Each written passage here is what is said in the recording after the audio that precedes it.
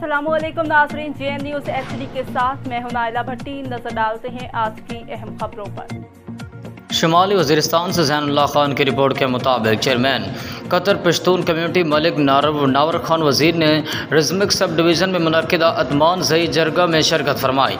इस मौके पर चीफ़ ऑफ शुमाली वज़ीरिस्तान मलिक नसरुल्लाह खान ने दीगर क़बाइल काबिल एहतराम मशरान के हमरा मलिक नावर खान वज़ीर का बड़े पुरतपाक अंदाज में इस्तकबाल किया।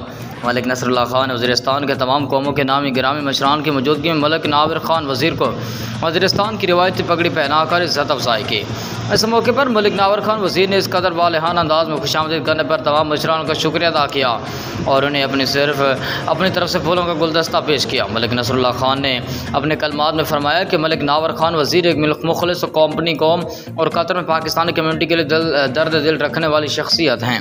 कतर में उनकी पश्तून कम्यूनिटी के लिए खिदमत रोज़ रोशन की तरह आया हैं। मौसूफ कतर की तरह वज़ीरिस्तान की सरज़मीन पर भी एक मुखलिस और बेलौस शख्सियत की हैसियत से जाने पहचाने जाते हैं।